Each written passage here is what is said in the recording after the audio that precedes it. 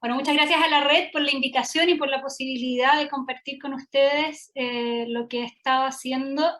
en relación a un poco la gestión de las enfermedades y básicamente lo que me interesa discutir hoy día tiene que ver con la relación entre, por un lado, la corona, la estructura desde la Casa de Contratación de Sevilla y la correspondencia entre gobernadores y autoridades con la corona, después la gestión al interior misma del territorio de ciertas enfermedades, y también la forma en que se manejan las enfermedades, tanto a partir de la acción sanitaria de médicos como de la gestión de las enfermedades desde el punto de vista de los propios y las propias afligidas o personas que están enfrentando una enfermedad. Entonces tiene 4 partes: por un lado gestión sanitaria desde la corona y desde el territorio, después agentes interventores, después el temor a la enfermedad, y después, un poco en función de cómo estemos de tiempo, el lenguaje de las enfermedades. Lo primero es que la gestión sanitaria, a mí me interesa un poco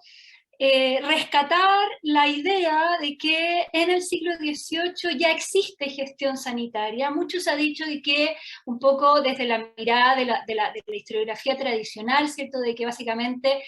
la situación de la salud era paupérrima, y se habla un poco siempre de la escasez de médicos, y se habla siempre de la indefensión ante la cual se encontraban los enfermos. Ahora, cuando uno mira la gestión sanitaria del territorio de la Capitanía General,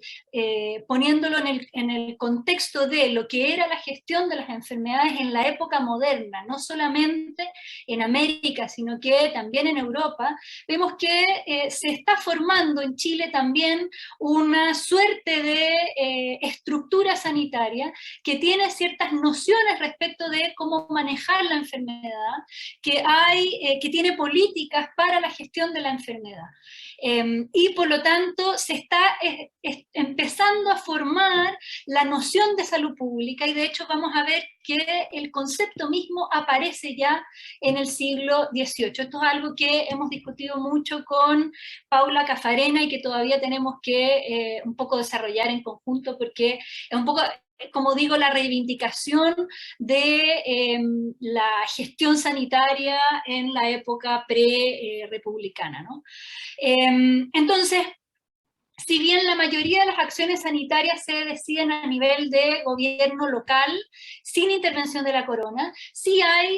se puede observar en la correspondencia entre gobernadores y autoridades con la corona, se puede ver que hay intervención de la corona, sobre todo vinculada con la construcción, el financiamiento y la supervisión de hospitales. Acá se va informando sobre la construcción de hospitales a la corona, y la corona se interesa por saber qué tipo de estructuras asistenciales se están creando, y esto queda muy claro en construcción de hospitales, por ejemplo en La Serena, que hay una serie de referencias a lo largo del siglo, pero también en Concepción, Valdivia aparecen, no solamente el San Juan de Dios de Santiago. Y hay un tema de financiamiento, la corona otorga gracias de financiamiento por determinada cantidad de años para contribuir, ¿cierto?, a estas estructuras asistenciales que en la época descansaban sobre todo en la caridad, ¿no? Pero aún así reciben financiamiento de la corona y también van a recibir financiamiento de la misma estructura política en Santiago, ¿no? Y la supervisión de hospitales genera todo un conflicto, sobre todo con la Orden de San Juan de Dios, que son, ¿cierto?, los eclesiásticos a cargo del cuidado de los enfermos y la gestión del hospital, de la estructura, y hay ahí una pugna porque los eclesiásticos un poco resisten a la supervisión desde la corona y desde la capitanía, desde la gobernación, ¿cierto? Y, por ejemplo, se niegan al nombramiento de médicos porque lo consideran una intromisión en su labor asistencial, ¿no? Y esta pugna entre estructura eclesiástica con la estructura política es una pugna que no es propia únicamente de Chile, no se debe al estado de aislamiento de Chile, sino que es una pugna propia de la estructura asistencial de los países católicos. Ocurre en todo el Imperio Español, ocurre en, por ejemplo, los estados italianos, en que la estructura asistencial está a cargo de órdenes religiosas y las órdenes religiosas se resisten al control político de la estructura política de su gestión. Y por lo tanto ahí ocurre un tira y afloja entre la política y la religión, y vemos también que desde el punto de vista de la estructura eclesiástica, los obispos, por ejemplo, participan mucho en la supervisión de hospitales, en la fundación de hospitales. Por lo tanto, también hay colaboración, no es solamente pugna. Después hay todo un ámbito de ocupación de la gestión sanitaria desde la corona que tiene que ver con la salud, perdón, de las tropas. Y esto es muy importante, se ha dicho por la historiografía, como la guerra y en particular el cuidado de las tropas fomenta el conocimiento médico y alimenta la creación de una estructura asistencial, porque las tropas hay que poder mantenerlas, o sea, hay que poder mantener su salud corporal, física y también mental, y por lo tanto para eso se alimenta una dotación de médicos que están a cargo de la salud del ejército. Los ejércitos, las distintas dotaciones del ejército de Chile cuentan siempre con un médico cirujano o únicamente un cirujano. Nombrado por la corona y que responde a la corona, y que por lo tanto debe, si es que quiere dejar su cargo, debe solicitar permiso para dejar el cargo. Por lo tanto, la guerra fomenta también la acción sanitaria y muchos de estos médicos que están, o la mayoría digamos, que están a cargo de las tropas, no solamente asisten a las tropas, sino que también realizan práctica privada. Por lo tanto, cuando tenemos un médico a cargo del ejército, este médico también está cumpliendo funciones sanitarias a nivel de acción privada. Es más conocida, ¿cierto?, la gestión de las epidemias. Los brotes epidémicos van desarrollando desde inicios del siglo XVIII acción sanitaria que tenga que ver con cuarentenas, que tiene que ver con el llamado a que los médicos se hagan cargo, que tiene que ver con después todo el desarrollo de del plan de vacunación, ¿cierto?, que ha estudiado Paula Caffarena y que remito, ¿cierto?, a su libro sobre el asunto. Pero, por lo tanto, también vemos ahí incorporación de la corona, pero también mucha gestión local respecto de las epidemias, que es esta presencia inmanente, una preocupación que está constantemente en la actividad política. Y otro elemento que aparece también en la correspondencia entre la gobernación y la corona tiene que ver con la gestión sanitaria de las aguas. Se habla mucho de la insalubridad de las aguas del Mapocho, por ejemplo, para Santiago, y esto aparece en la correspondencia a la corona, lo cual también vemos ahí, por lo tanto, que es materia de política imperial la salud de la población. Y esto es muy interesante de rescatar, ¿cierto? Porque no se habla mucho. Después la gestión sanitaria desde el territorio aparece muy presente en las actas del cabildo, ¿cierto? Con la supervisión de la estructura hospitalaria, ¿cierto? Cada cierto tiempo, desde 1700, está la práctica de una visita periódica del médico, ya sea un médico designado por el cabildo, ya sea el delegado del protomedicato en Chile, ya sea ahí acompañado por una autoridad, un oidor, un miembro del cabildo, y se va hablando de cada cierto tiempo de que deben recuperarse la supervisión de la estructura sanitaria y del buen estado de los hospitales. Porque se habla mucho del mal estado de los hospitales y por lo tanto se considera una responsabilidad política asegurar el buen estado de los hospitales y obligar a la Orden de San Juan de Dios de que se haga cargo de los hospitales. Se habla varias veces de que los juandelinos, ¿cierto?, no hacen uso del presupuesto de buena manera, digamos, que el hospital está en una condición peor que la que debería estar, dado el presupuesto con el que cuenta. Después el Cabildo se ocupa, ¿cierto?, del nombramiento de médicos para la ciudad y además, como les decía, ya parece que es bien interesante a partir de 1703, no, 1701 me parece la primera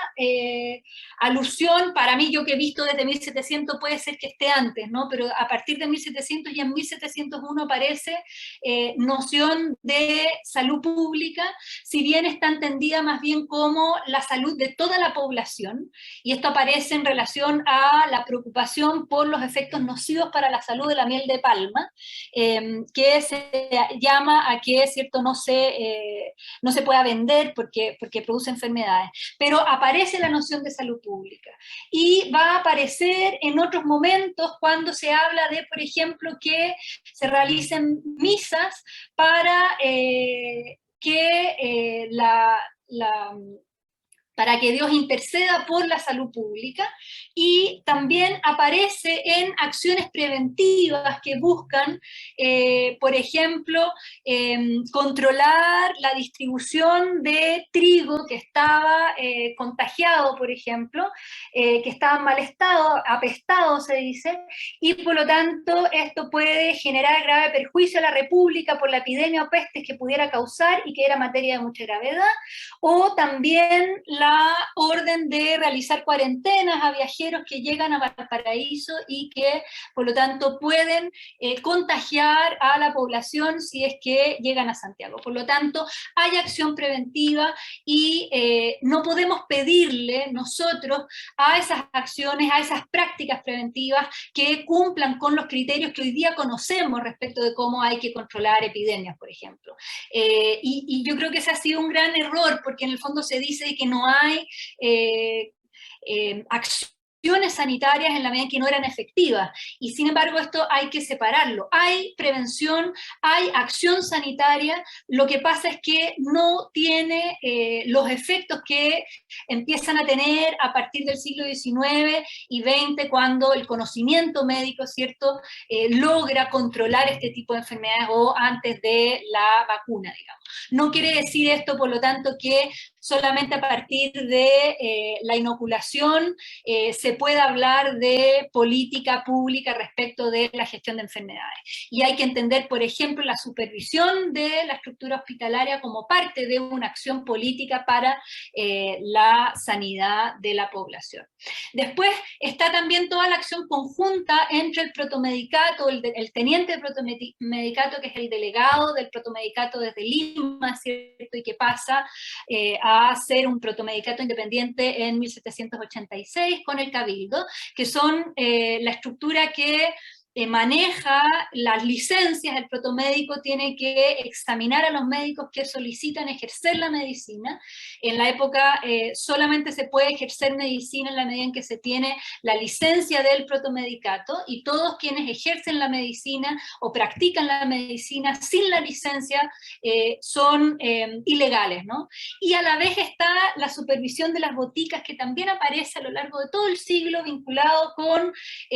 una preocupación por que las boticas estén a libre disposición de los habitantes, que los habitantes puedan ir a comprar a la botica jesuita, por ejemplo. La botica jesuita está obligada por el cabildo a vender sus remedios a la población general, y la botica jesuita no es la única botica que hay una serie de otras boticas, y también los médicos tienen sus propias boticas privadas, y el cabildo, por lo tanto, le pide al protomédico que visite las boticas, se cerciore del estado de las medicinas, controle los precios de las medicinas, y le exigen a los boticarios que vendan por fianza. Es decir, la estructura de la administración de la ciudad se preocupa de que los enfermos puedan acceder a las medicinas, puedan comprar medicinas, incluso si no tienen el dinero para hacerlo y se los tengan que vender por fianza. Y como les decía, está también la presencia de boticas privadas y boticas públicas, lo cual también es interesante la denominación. O sea, ellos mismos hablan de boticas privadas y boticas públicas. Los agentes interventores, por lo tanto, tenemos autoridades, tenemos médicos, cirujanos y boticarios con licencia, ¿cierto?, que practican, ya sean como médicos de ciudad, también practican en hospitales, pero realizan prácticas privadas. Tenemos los médicos enviados por la corona para los ejércitos, las distintas dotaciones del ejército. Tenemos la acción de las órdenes eclesiásticas, que también cumplen una importante labor en el tratamiento y la curación de enfermedades. Esto está también en la correspondencia con la corona, ¿cierto? Son múltiples las referencias a la acción jesuita en las misiones, por ejemplo, de la cura del cuerpo, no solamente la cura del alma. Y de ahí me tomo también el texto El Florilegio Medicinal de Juan de Steineffer, que básicamente es un libro de un jesuita publicado en México, que busca justamente atender, ayudar a que los eclesiásticos, los misioneros tengan mayores instrumentos para el cuidado de la enfermedad en las misiones. Y después tenemos todo este universo de barberos, sangradores y practicantes sin licencia, junto con curanderos, ¿no? Después me interesa, en estos minutos que me quedan, visitar un poco la experiencia de la enfermedad, que acompaña muchísimo la vivencia, y que tiene que ver con que los recursos terapéuticos, ¿cierto?, son limitados, y por lo tanto la experiencia de la enfermedad es siempre una experiencia muy vinculada a la incertidumbre y al temor. Se habla, esto si nos fijamos en la correspondencia privada que he podido revisar, ¿cierto? Se habla de aflicciones corporales y aflicciones de espíritu, es decir, se utiliza la palabra aflicción, y se expresa el temor ante la enfermedad propia o la enfermedad de los familiares. Y esto es muy interesante si uno mira, por ejemplo, la correspondencia comercial que me ha tocado revisar, producto de la búsqueda del intercambio de libros, ¿cierto?, el comercio de libros. Es bien interesante que los comerciantes inician todas sus cartas siempre haciendo referencia a su estado de salud y al estado de salud de su familia. El cómo se encuentra la familia, si es que se han enfermado, si no se han enfermado, de qué se han enfermado, forma parte de la estructura de una carta. Y ahí se expresa el temor ante la enfermedad y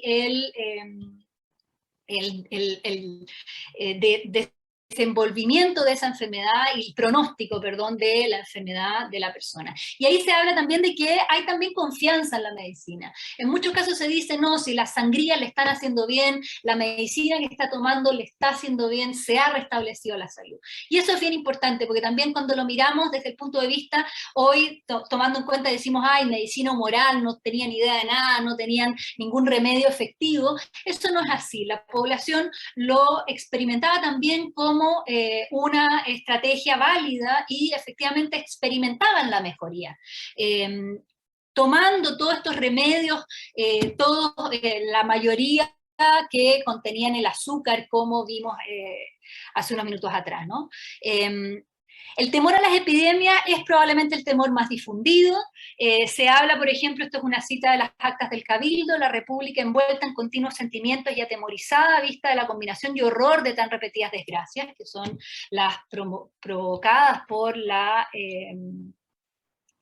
peste, pero también está el temor y la angustia ante la muerte, y eso es muy interesante, cómo aparece, me ha tocado revisar muchísimas peticiones realizadas por distintas autoridades de gobierno, capitanes, miembros del ejército, médicos, que solicitan a la corona la gracia de eximirse del cargo o renunciar al cargo, producto de una enfermedad. Y ahí tenemos la descripción de la experiencia de la enfermedad. Y muchos de ellos dicen, temo morir, temo por mi cuerpo enfermo y que me va a someter, ¿cierto? O sea, me somete a la incertidumbre de cuándo va a terminar mi vida. Pero también vemos en las referencias a la enfermedad, como les decía, la práctica de recurrir a estrategias terapéuticas que se consideran efectivas, como por ejemplo, se sabe que en muchos casos se dice que la persona no puede andar a caballo porque esto afectaría su salud y por lo tanto solicitan, por ejemplo, no trasladarse de un lugar a otro porque el viaje les produciría mal. O las referencias a la necesidad de cambiar de clima, muchos de los que viven en Valdivia, por ejemplo, que hablan del mal clima, del mal temperamento, se habla en la época del lugar y por lo tanto la necesidad de cambiarse a un mejor clima. Todo eso habla de que existe también la expectativa de la mejoría. Por último, ¿cuándo aparecen registradas las enfermedades? Depende muchísimo de dónde aparecen registradas. Hay toda una relación con el estado de salud de las tropas y eso tiene que ver sobre todo con enfermedades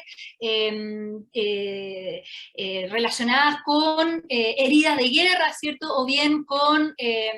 lesiones óseas. Y por lo tanto ahí todo tiene que ver muchísimo con la acción de la cirugía, que es la práctica médica que se ocupa de las enfermedades visibles del cuerpo. Ya les hablaba de las peticiones de exhibición o de renuncia de cargos por motivos de salud. Ahí hay muchísimo relación con la enfermedad de la vejez, personas que están en los últimos años y que solicitan, ¿cierto?, la renuncia producto de enfermedades asociadas con la vejez. Está la certificación médica por el estado de salud de presos, que requieren también, podrían requerir salir de prisión producto de la enfermedad que los aqueja. Y después en archivos judiciales tenemos, ¿cierto?, toda la constatación de lesiones y causas de muerte en juicios por